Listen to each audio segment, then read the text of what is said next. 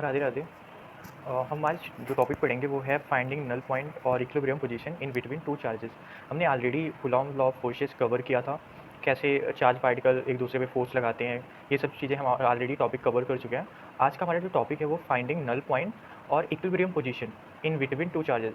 ये इसका कॉन्सेप्ट ऐसा है कि अगर आपको ना क्या होगा कि आपको दो चार्ज दे दिए जाएंगे, कोई सभी सपोज एक पॉजिटिव चार्ज ये प्लस Q1 है और एक यहाँ पॉजिटिव चार्ज प्लस Q2 है, जो कि r डिस्टेंस दूरी पे लोकेटेड है एक दूसरे से। और आपको बोला जाएगा कि आप इन दोनों चार्जेस के बीच में एक ऐसा पोजीशन फाइंड करिए जहाँ पे अगर हम कोई थर्ड चार्ज प्लस Q3 को पुट करें, सो दैट उस पर जो लगने वाला फोर्स होगा वो नेट फोर्स जीरो हो। इसी को हम इक्विलिब्रियम कहते हैं। इक्विलिब्रियम वो कंडीशन होती है जब किसी भी पार्टिकल पे लगने वाले जितने भी फोर्सेज होते हैं उनका जो समेशन होता है, उनका जो सम होता है, नेट फोर्स की जो वैल्यू होती है वो क्या हो, जीरो हो। ठीक है, तो अब हमें सपोज दो चार्ज दिए हुए हैं, एक पॉजिटिव चार्ज है और Q1, एक पॉजिटिव चार्ज है Q2, और हमें एक तीसरा पॉजिटिव चार्ज है प्लस Q3। ये तीनों जो चार्जेस है वो सेम टाइप के हैं। ठीक है, मतलब इनका जो नेचर है वो सेम है। अभी हमसे बोला जा रहा है कि Q3 को कहाँ पे रखा जाए। मे बी इनके बीच में भी ये पोजीशन हो सकती है, मे बी Q1 के साइड ये पोजीशन इधर कहीं हो सकती है, और मे बी ये पोजीशन इधर कहीं भी हो सकती है। तो हमें ये फाइंड करना है कि Q3 को हम इधर प्लेस करें या यहाँ पे रखें या यहाँ पे रखें, कहाँ पे रखें, सो दैट इस पे जो लगने वाला फोर्स है वो नेट फोर्स क्या हो, जीरो हो। तो अब हमें एक चीज़ तो पता है, क्योंकि Q1 अगर जो सेम चार्जेस होते हैं एक दूसरे को क्या करते हैं, रिपेल करते हैं, और along the line joining of both charges ये करते हैं। अगर Q3 को हमने यहाँ इनके बीच में रख दिया, Q1 और Q2 को ज्वाइन करने वाली जो लाइन है ये, अगर हमने सपोज इनके बीच में रख दिया, ठीक है, हमें ये नहीं पता कहाँ पे, ये हमने किसी x डिस्टेंस पे रख दिया है, ठीक है, तो यहाँ पे ये Q1 इसे क्या करेगा, ये इसको इस साइड रिपेल करेगा along the line of force, और Q2 इस पे क्या करेगा, Q3 को ये भी इस साइड रिपेल करेगा along the line of forces. अगर इसका मतलब ये किसी फोर्स F से Q1 जो है Q3 को रिपेल करेगा, माना उसको F1 फोर्स है, और जो Q2 चार्ज है वो Q3 को भी रिपेल करेगा अवे। ठीक है, तो ये मान लिया हमने F2 है। अगर F1 और F2 की वैल्यू इक्वल हो जाए, तो क्योंकि ये एक दूसरे के अपोजिट है, तो इस पे Q3 पे जो नेट फोर्स जो होगा वो क्या हो जाएगा, जीरो हो जाएगा। तो हमें मतलब ये तो समझ में आ गया कि Q3 अगर हम इन दोनों के बीच में कोई हमें अगर ऐसा पोजीशन हम फाइंड कर लेते हैं जहाँ पे F1 की वैल्यू और F2 की वैल्यू इक्वल हो जाए, तो इस पे Q3 पे जो लगने वाला फोर्स होगा वो क्या हो जाएगा, वो हमारा नेट फोर्स जो हो जाएगा वो जीरो हो जाएगा। अगर सपोज इन दोनों चार्जों के बीच के अलावा हम यहाँ पे रखते हैं, ठीक है, इधर अगर हम चार्ज Q3 को पुट करते हैं, तो इससे क्या होगा, इससे कभी भी हमें इक्विलिब्रियम पोजीशन हमें नहीं मिलेगी। उसका रीज़न क्या है, जो Q1 है वो क्या करेगा, Q3 को रिपेल करेगा इस डायरेक्शन में along द लाइन, और जो Q2 है Q2 भी इसको इस along द लाइन रिपेल करेगा इसी डायरेक्शन में। तो इस पे जो फोर्स लग रहा है Q3 पे, वो क्या लग रहा है, एक डायरेक्शन में लग रहा है। Q1 भी Q3 पे जो फोर्स लगा रहा है इसी डायरेक्शन में लगा रहा है, Q2 भी जो Q1 पे फोर्स लगा रहा है वो Q2 भी जो Q3 पे फोर्स लगा रहा है वो इसी डायरेक्शन में लगा रहा है। तो ये क्या हो जाएगा, Q3 पे जो फोर्स लग रहे हैं ना, वो फोर्स एक दूसरे को कैंसिल ना करने के बजाय एक दूसरे में ये क्या हो जा रहा है, ये ऐड हो जा रहा है। तो इस पे Q3 पे जो नेट फोर्स है ना, वो कभी भी इस पोजीशन में, इस रीजन में कभी भी जीरो नहीं होगा।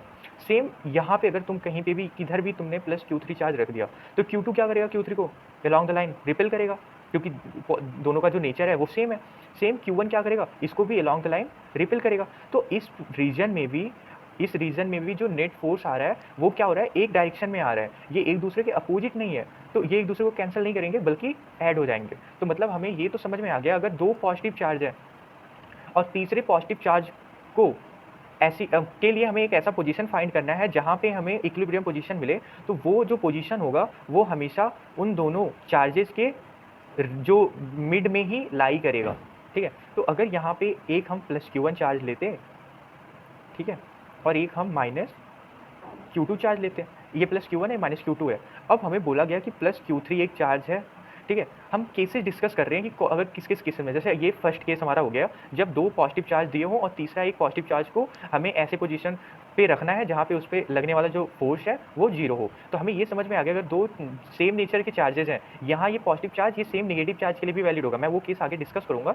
तो इस पोजीशन, इस रीजन में अगर हम उसी सेम जो जो चार्ज है, जिस मतलब नेचर का ये दोनों चार्ज है, अगर उसी नेचर का हम तीसरा चार्ज इस रीजन में कहीं रखेंगे तो हमें इक्विलिब्रियम पोजीशन मिलने की संभावना है। लेकिन इस रीजन में इक्विलिब्रियम पोजीशन नहीं मिलेगी।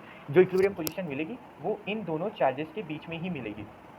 सो अब हम फाइंड करते हैं, अगर एक चार्ज Q1 दिया हुआ है और एक चार्ज -Q2 दिया हुआ है और एक चार्ज Q3 है। अब हमें पूछा गया Q3 को कहाँ पे रखें, ये दोनों एक दूसरे से r डिस्टेंस पे है। अब हमें पूछा गया Q3 को कहाँ पे रखें कि नेट फोर्स जो Q3 पे लगे वो 0 हो। तो अगर सपोज़ यहाँ पे हमने Q3 को रख दिया किसी डिस्टेंस पे, अभी हमें डिस्टेंस से कोई मतलब नहीं है क्योंकि हम फोर्स की वैल्यू नहीं निकाल रहे हैं। हमें केवल ये देखना है कि इसको हम कहाँ पे किस रीजन में प्लेस करें सो दैट कि हमें जो फोर्स एक दूसरे को कैंसल कर सकें, ठीक है? तो हमें वो पॉसिबल रीजन फाइंड करना है। अभी यहाँ पे क्या करता है, अगर हम यहाँ पे Q3 को प्लेस करते हैं तो Q1 क्या करेगा, Q3 को ये इस साइड रिपेल करेगा और Q2 क्या करेगा, Q3 को ये अपनी साइड क्या करेगा, अट्रैक्ट करेगा क्योंकि ये क्या है, Q1 Q3 को इस साइड रिपेल करेगा और Q2 क्या है, Q2 है वो नेगेटिव चार्ज है और ये पॉजिटिव है तो क्या करेगा, इसको अट्रैक्ट करेगा। तो इस देखो अगर इन दोनों के बीच में तुम चार्ज Q3 को कहीं पे भी रखोगे तो उस पे जो नेट फोर्स आ रहा है वो राइट साइड में आ रहा है, इस साइड में F1, अगर इसकी वजह से F1 लग रहा है, इसकी वजह से F2 लग रहा है, तो ये इन दोनों का क्या हो जा रहा है, F नेट जो हो जा रहा है वो जो F नेट हो जाएगा वो क्या हो जाएगा, Q1 चार्ज की वजह से प्लस Q2 चार्ज की वजह से। तो ये एक दूसरे को तो कभी कैंसिल करेंगे ही नहीं। इसका मतलब इस रीजन में कभी भी फोर्स क्या होगा, 0 नहीं होगा। अगर सपोज हमने चार्ज को इस रीजन में रख दिया, इस ये देखो 3 रीजन हमें क्रिएट हो रहे हैं, एक Q1 Q2 जो इन चार्जेस के बीच वाला रीजन, एक Q2 के बियॉन्ड ये वाला रीजन, एक Q2 के आगे वाला Q1 के आगे वाला रीजन।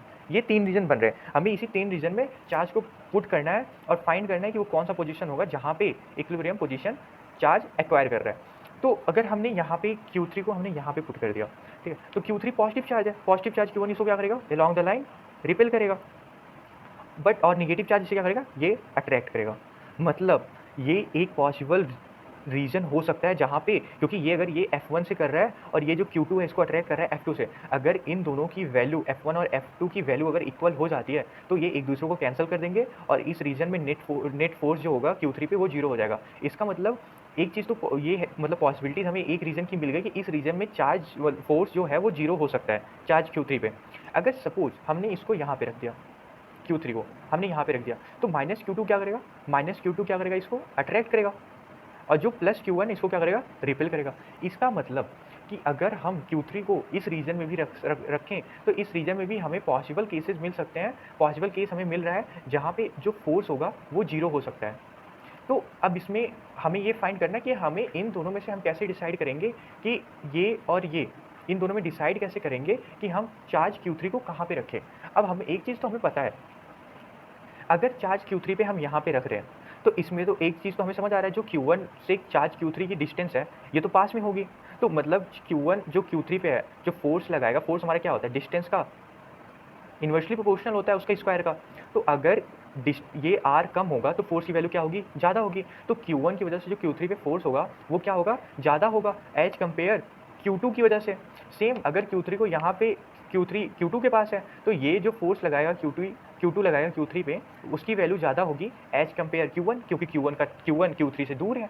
तो अब हम ये जो रीजन हमें डिसाइड करना होगा वो हम डिसाइड करते हैं चार्ज के मैग्नीट्यूड। हमेशा आप ये चीज़ ध्यान रखिएगा, जो चार्ज थर्ड चार्ज हमेशा स्मॉलर चार्ज, जो स्मॉलर चार्ज होता है, स्मॉलर चार्ज के नियर रखा जाता है, नियर रखा वी पुट करते हैं, ठीक है? तो स्मॉलर चार्ज के नियर हम पुट करते हैं। इसका क्या मतलब क्या है? स्मॉलर चार्ज के नियर अगर हम पुट करेंगे तो स्मॉलर चार्ज की वजह से ऑलरेडी फोर्स कम लगेगा। तो उससे एक चीज़ ये होगा कि स्मॉलर चार्ज से जो उस चार्ज की ना जो दूरी है, जैसे ये मान लो Q2 स्मॉलर चार्ज है, तो Q3 को हम यहाँ पुट करेंगे रेदर देन इस जगह पे। इसका बेनिफिट हमें ये मिलेगा कि अगर हम Q3 को यहाँ पुट करेंगे, वो Q2 से Q3 की डिस्टेंस कम होगी। अब जब Q2 से Q3 की डिस्टेंस कम होगी तो हमें क्या होगा, फोर्स हमें ज़्यादा मिलेगा। और ये Q1 की वैल्यू जो ऑलरेडी ज़्यादा है तो F is directly proportional to Q1 और Q2 भी होता है, तो चार्ज की डायरेक्टली प्रोपोर्शनल होता है F। तो अगर Q1 की वैल्यू ज़्यादा है तो F की वैल्यू तो ऑलरेडी ज़्यादा होगी। तो उसको मैच करने के लिए अगर, क्योंकि ये दूसरे चार्ज को तभी कैंसिल करेंगे, ये जो फोर्स है तभी कैंसिल करेंगे, Q3 पे जो लगने वाला फोर्स है ये एक दूसरे को तभी कैंसिल करेंगे जब इसकी वैल्यू एक दूसरे के इक्वल हो। तो ये तो चार्ज की Q1 की वैल्यू ऑलरेडी ज़्यादा है तो इसका तो फोर्स हमें ज़्यादा मिलेगा ही। लेकिन जब Q2 जो चार्ज है उसकी वैल्यू अगर कम है तो हमें Q2 के थ्रू जो फोर्स लगेगा वो उसकी वैल्यू कम मिलेगी। तो इस वैल्यू को हमें इंक्रीज करने के लिए हम क्या करेंगे, Q3 को इसके पास में पुट करेंगे। तो Q3 को जब हम इसके पास में पुट करेंगे तो ये क्या करेगा, Q3 को जब पास में पुट करेंगे तो हमें उसका डिस्टेंस कम होगा चार्ज के बीच में, तो डिस्टेंस चार्ज के बीच में कम होगा, तो हमें फ़ोर्स क्या होगा, फ़ोर्स हमारा ज़्यादा हो जाएगा। तो हमें इसका मतलब ये हम यहाँ इस रीजन में अगर चार्ज को पुट करते हैं, तो हमें चांसेज़ है कि ये दोनों एक-दूसरे को, चांसेज़ नहीं मतलब इस रीजन में अब तुम्हें एक कोई ना कोई ऐसा पोज़ीशन ज़रूर मिल जाएगा, जहाँ पे नेट फ़ोर्स Q3 पे जो लगेगा वो 0 होगा। सो सेम ये क्या हो गया, हमने जो चार्जेस लिए वो अपोजिट नेचर के लिए, तो हमें कंक्लूजन क्या निकला कि जो सेम टाइप के जो चार्ज होते हैं, सेम टाइप के, ठीक है, जो सेम नेचर के चार्जेस होते हैं, जैसे दो प्लस प्लस हो गया, माइनस माइनस दो चार्ज हो गया, तो हमेशा जो नल पॉइंट का रीजन मिलता है वो हमेशा इनके बीच में मिलता है, हमेशा इनके बीच में मिलता है। और अगर ये चार्जेस जो हैं अपोजिट हैं, अपोजिट नेचर के हैं, ये निगेटिव ये पॉजिटिव है, अगर ये निगेटिव पॉजिटिव रीजन हुए, तो ये जो नल पॉइंट का जो रीजन मिलेगा वो उनके बीच के बजाय उसके लेफ्ट और राइट में मिलेगा। और लेफ्ट और राइट का कैसे हम डिसाइड करेंगे कौन सा रीजन होगा, हमेशा जो थर्ड चार्ज को हम पुट करेंगे वो हमेशा सभी पोजीशन में थर्ड चार्ज को जो हम पुट करेंगे वो हमेशा स्मॉलर, जो स्मॉलर चार्ज होगा उसके नियर, उसी के पास में हम पुट करेंगे, ठीक है। तो ये इसका कॉन्सेप्ट है नल पॉइंट और इक्विलिब्रियम पोजीशन फाइंड करने का। तो अगेन रिमाइंड करके देखिएगा, अगर आपको स्टिल कोई प्रॉब्लम आ रही है तो वीडियो को एक बार अगेन देखिएगा। स्टिल अगर आपको कोई प्रॉब्लम आ रही है, मैं इस पे एक दो क्वेश्चंस भी कराऊंगा नेक्स्ट वीडियो में, तो उससे आपके सारे डाउट क्लियर हो जाएंगे। सो ये सिंपल सा कॉन्सेप्ट है एक्चुअली, आपको इसमें बस यही देखना होता है कि फोर्स जो है, फोर्स का डायरेक्शन आपको मैटर करता है, फोर्स का डायरेक्शन कि उस पे जो चार्ज पे फोर्स लग रहा है वो सेम डायरेक्शन में लग रहा है या एक दूसरे के अपोजिट लग रहा है। अगर फोर्स एक दूसरे के अपोजिट लग रहा है तो आपको कोई ना कोई तो ऐसा आप पोजीशन फाइंड कर लोगे जहाँ पे उन दोनों का मैग्नीट्यूड इक्वल हो जाता है। और अगर वो एक ही डायरेक्शन में लग रहा है तो आपको कोई पोजीशन नहीं मिलेगी, क्योंकि अगर एक ही डायरेक्शन में लग रहा है तो आप कितना भी दूर कर लो फोर्स की वैल्यू कम हो सकती है, लेकिन वो हमेशा एडिटिव नेचर शो करेंगे, मतलब एक दूसरे में ऐड होंगे फोर्स, तो वो हमें कभी भी कैंसिल नहीं करेंगे एक दूसरे को। सो एक चीज़ हमेशा आप नोट करके रख सकते हैं कि जो पॉजिटिव चार्ज या नेगेटिव चार्ज, मतलब सेम नेचर के जो चार्जेस होते हैं, नल पॉइंट या इक्विलिब्रियम पोजीशन जो होता है वो हमेशा उन दोनों के बीच में मिलता है। और अगर अपोजिट टाइप के चार्जेस हैं तो उनके बीच में जो नल पॉइंट या इक्विलिब्रियम पोजीशन होता है वो हमेशा इस रीजन में लेफ्ट या इस रीजन में राइट, इस रीजन में मिलता है, उनके बीच में नहीं मिलता है। बस यही कॉन्सेप्ट था इसका। Thank you.